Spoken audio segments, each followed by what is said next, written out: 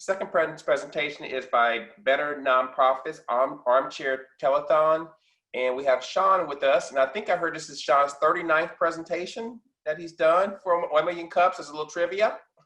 So we'll go ahead and turn it over to Sean, and you can do your presentation, Sean. Okay.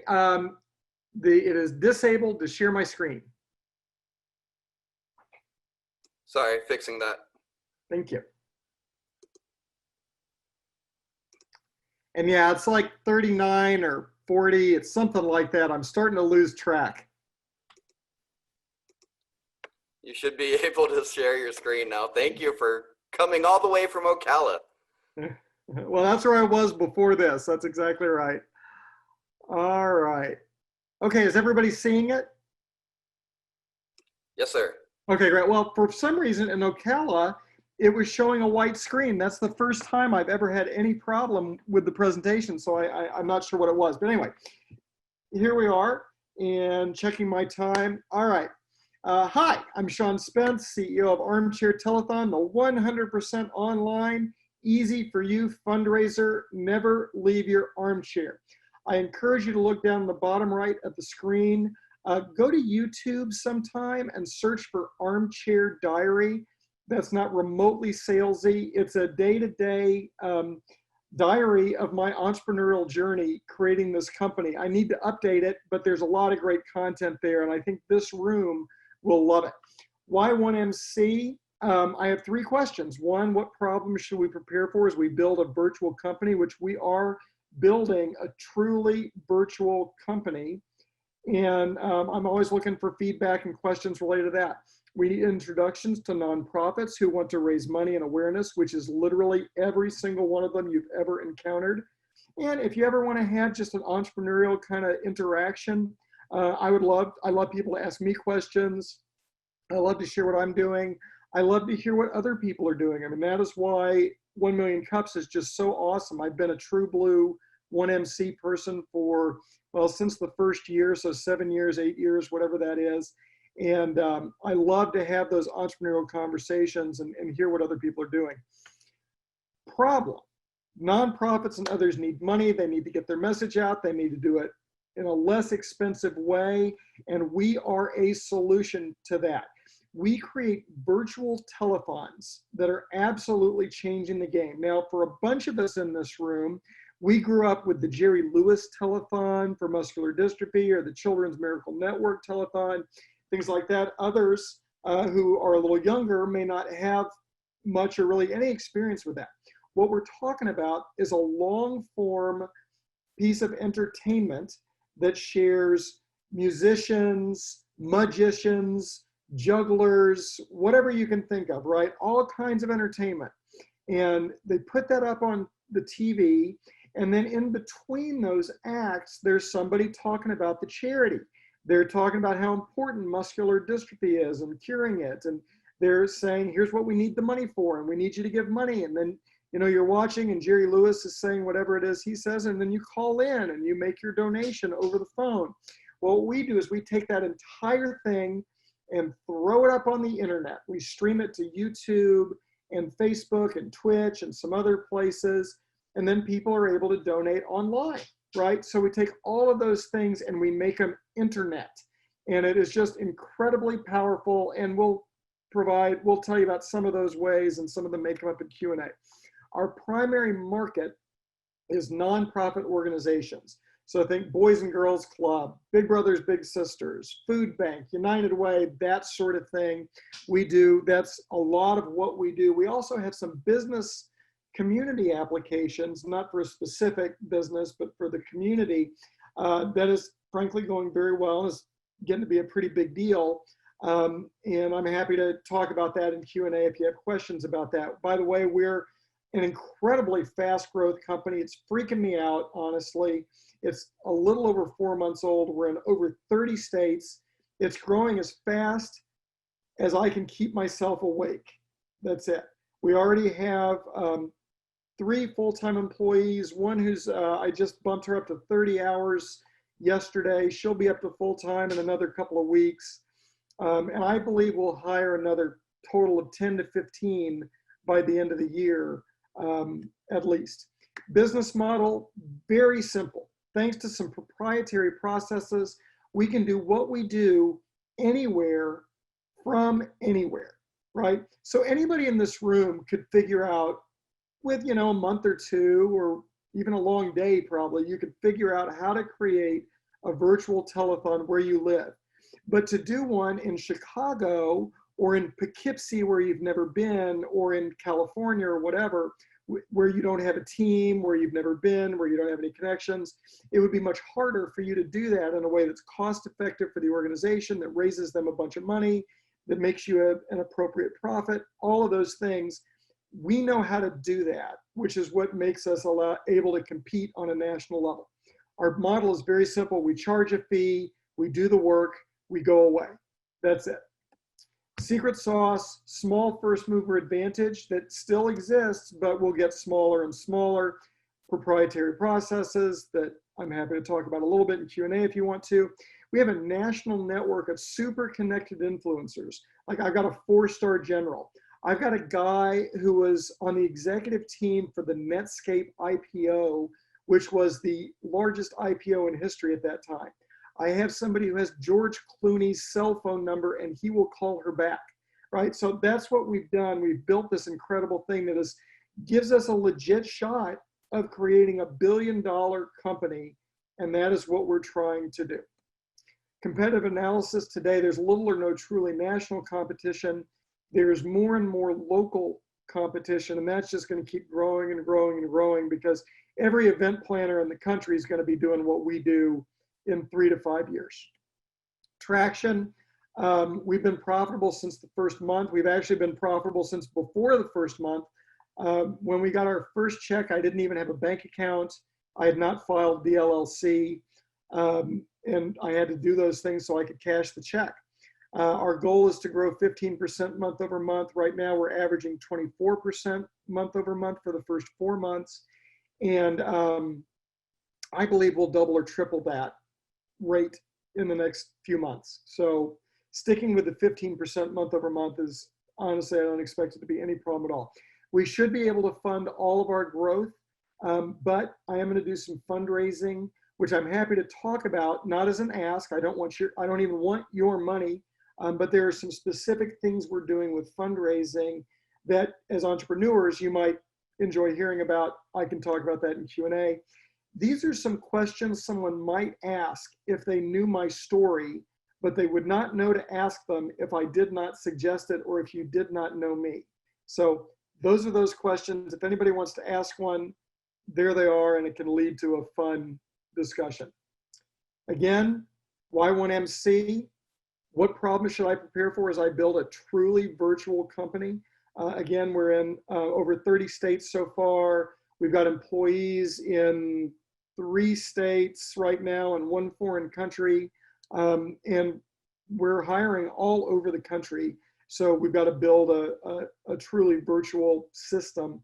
And then I love to have entrepreneurial conversations. So feel free to email me anytime. I love to hear about what other people are doing. I love to explain what I'm doing. Sean Spence, 1 Million Cups.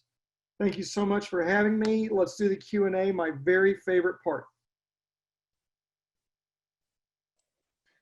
Okay, if anyone has any questions, please feel free to raise their hands through the Zoom app, and we will take the person asking the question and provide an answer for you. If you're not familiar with raising a hand, just go to participants button option on the screen, and there's an option there for raise hand. David Beer has a question. Sean, thank you. I worked with a lot of nonprofits, and we always talk about fundraising, as you know. So it's such a key issue, and it's such a concern right now in this environment. Are people giving more or less? How do we reach them? Big events that people normally do can't be done. So looking for different alternatives. So I'm just kind of curious. 2 things is, can you share maybe 1 or 2 success stories of events that you've done, and then you said you charge a fee. Is it a percentage of what's raised or a flat fee? Just curious on those 2. Sure, of course. Well, David, as I suspect you know, but a lot, because you're involved in nonprofit stuff, but a lot of other of us will not know in this room, it is considered unethical to take a percentage of fundraising in the nonprofit world. So unlike the sales world, right, the rest of us are like, yeah, I pay commissions, and I do for my salespeople. But when it comes to the fundraising, no, we just charge a flat fee. I've been a hardcore, nonprofit community guy for almost 30 years, and I take that ethic seriously. Like, for those who don't know, if you were in the National Society of Fundraising Professionals, which is one of the two main bodies of fundraising professionals in the world, they would kick you out if you accepted a commission for fundraising for the Boys and Girls Club or for whatever. So we don't do that. We just take a fee. It's actually stupid, to be honest. Not for you, but for me as a company, we're not getting paid nearly what we're worth. But it's a great deal for you. At some point we'll adjust that. I just haven't taken the time or had the time to do it. We charge by population, and all that's on our website. So armchairtelethon.com. We have chosen, I like to follow all the ethics of business anyway, but because we're so intertwined with the nonprofit community, we follow really all the ethical standards of the nonprofit world, which are sometimes stricter. So we do have a lot of transparency. So for example, all of our fees are available on our website right now. Success story, sure. Very first one we did, I was going to break my arm off, patting myself on the back if we made $5,000, and we in fact did over $35,000. We did one this weekend that was for a homeless veterans charity that did, I'm still dealing with the money on it, but approaching $20,000. We did one for the Boys and Girls Club in another city that did just over $50,000. We did a small camp for children with disabilities that was a very small charity in a very small town that we did $13,000 for, and it was more than they'd ever done for anything. So those are just a few examples. As I said, we're in over 30 states now, so we're getting more and more and more examples. All right. Casey has a question, I believe.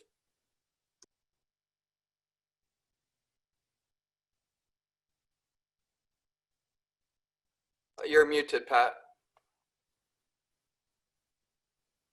She's unmuted. Okay. Is that better? Yes. All right, so the question would be things to think about as you scale rapidly. Please. You mentioned that you had employees in multiple states in a foreign country. Now, a lot of entrepreneurs mistake the word employee from contractor. Yeah. Okay, my point was, if you start to actually put people on a payroll in a foreign state, which means anything other than the state in which you're registered and domiciled, then you're exposing yourself to lots of tax liabilities. It might not be wise, which of course then you could be Uber or Lyft and be leaving California unless some friendly judge says, no, you don't have to leave and pay payroll taxes yet. So just be sensitive to the structure of your talent. Now, you may want offices in larger markets at some point. That's a different phase of life. Well, actually, we are a virtual company, so we do not care where people live. So what we want is the best talent that we can get, which of course some of that is because I have connections to people. I've got a very large personal national network. And so like everybody that we're hiring so far are people that I know, and I know that they're studs at what they do. You are 1,000% right in what you're saying. And so one, our CPA just got on board last week. And so she's figuring out parts of that. But then we've also hired a payroll company that is helping us. And basically they're figuring out exactly what we need to do in all of the states in which we're active. And we're going to do what we need to do by January. I'm assuming that I will end up having to pay some fines. I'm assuming that there will be some charges that I'm going to have to pay where we haven't handled things in quite the right way. And I've let them know that, I've let my people know, my professionals know that is okay. That what I want to do is I want to make sure that all of our paperwork is where we need it to be. I want to make sure we're doing everything above board. I want to make sure we're reporting everything in the way that it needs to be reported. And then when the time comes, if we need to pay something, because they've advised me, do not change somebody from contract to employee, to a W-2. Don't do that in the same calendar year because that's potentially a problem. And I said, so, okay, so let's change it in January and then we'll start doing that and then just be ready. And if we have to pay some fines and whatever, we will. Excellent. I could talk about that subject for hours, maybe later. Ricardo, I think, had a question. So I've been working in South America with nonprofit, and many of them have problem fundraising. And I think one of the challenge for small nonprofit would be to create quality content because they literally have no the skills or the money to create the content. So what we did with them was to drive them towards crowdfunding.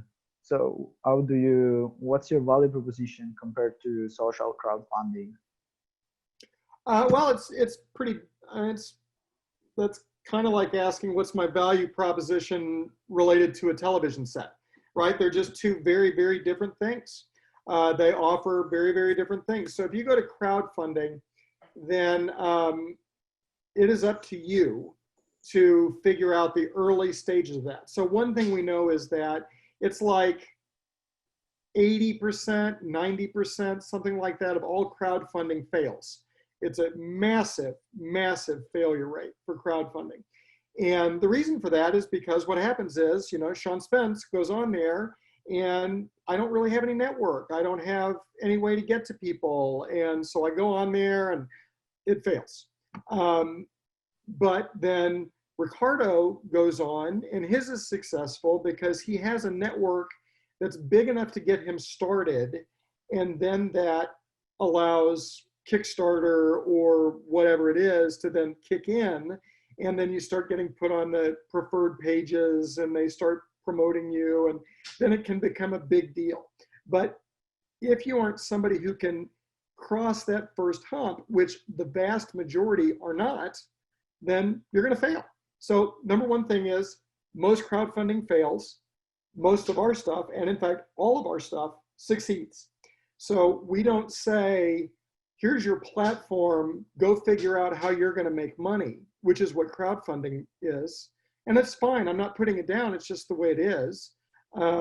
We provide entertainment. We create a show. We get people there. We create a marketing program that attracts viewers.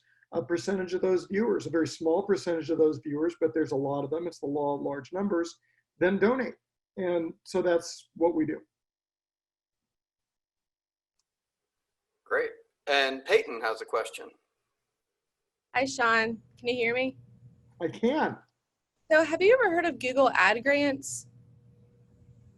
Yes, I have. I've gotten a Google Ad Grant for a nonprofit that I used to run. Okay, perfect. Because I just wanted to make sure I knew about it because as a nonprofit, you can get $10,000 per month for advertising. So I know that'd be beneficial for your nonprofit. Well, it's not a nonprofit. It's a for-profit. We're making more money than I can count right now. Okay. And we'll continue to grow. I do love the ad grants, but yeah, we're not eligible for that because we're a business. Got it. I have a question, kind of leading back to the one that Patrick asked, but as a nonprofit in Pensacola, right, I'm registered with the state of Florida, but if we do this virtual fundraiser and we get a donation from New York or California, we're not registered there. How does your platform deal with that? Well, that doesn't matter. Oh, it does from a IRS perspective. If we get donations from a state in which we're not registered to solicit donations, then our status is in danger. That actually really is not true. It's not. I mean, you can check it out. We've spent a lot of time dealing with this. Okay. So if I send you a check today for your nonprofit, no, you're not in any danger at all. I'm not in Florida. I'm in Missouri. It's no big deal. If you send me a check, that's correct. But if I ask you for a check, it's a different situation, from my understanding. Yeah, but you're not sending anybody anything. It's a different kind of ask. It's a soft ask. Okay. It really just doesn't fall in. And I realize most of the people in this room have no clue what you and I are talking about. It does not apply to what you're doing, just Gotcha. like muscular dystrophy or the Children's Miracle Network or anybody running a commercial on TV that asks for money. I mean, the examples, probably I could sit here and name 100 examples, and none of those people have to register in all 50 states. It just doesn't apply. And then I don't have to, because we don't raise money. Right. So we're just a tool that others use to raise money. So the laws just really don't apply on either side of this. Interesting. Okay, I'll definitely be interested more about that. Hey, Jim, is there any more questions or? Let me check the chat really quick. David Beer asks, is the content for each event unique? Is the content for each event unique? Yeah. There are some artists that we have that might appear in more than one. But yeah, every single one is built, and it's mostly built with local entertainers. And then it's, sometimes we supplement that either because there's somebody who's really good and maybe they apply to that charity, or because we've got trouble filling a space. And so we do. But yeah, it's built for each individual event and based on, so like maybe we're doing a women thing, which we've done. And so maybe we have more women artists, right? Or more artists who appeal more to a larger women audience. Or I'm getting ready to do an event in Mississippi for 100 Black Men, which is an organization. It's a national organization that many of us may not have heard of, but as you might guess, they've got a very specific kind of entertainment in many ways that they want. And so we're building it uniquely for them. Nice. And I think on that line of thinking, Marcia asks, can you describe an event at the 3,000 level, the city level? Sure. And that's really just based on the population size. So from a description standpoint, there's really relatively little difference. There's basically no difference between what we do for a population of 500 and below, which is what it is. 500,000 and below is $3,000. Above $500,000 is $5,000. There really is very little difference. It's just where are we spending our time and where are we spending our effort? And obviously there are more people who might be interested in supporting in a place that has 1 million people that live there than a place that has 100,000. So that leads to some difference. But also, as I may have said here, but I often say, our pricing is stupid. It is not smart for me, and I haven't really thought through how it should be different, just because we haven't had time and because it is profitable and we're doing very well. But for right now, it is much to the advantage of all of our customers, because all of our customers are getting far more value than they're paying for. Great. And this is Brian again. I want to go ahead and we're getting close to our time here today, but Sean, is there anything else that our community can do for you? Send nonprofits who need help my way. You'll be doing a favor for me. You'll be doing a favor for them. Okay. And Sean put his information in the presentation, so if anyone has any questions, feel free to contact Sean directly. And Sean, if you can pop into the chat box, you're happy to do that as well.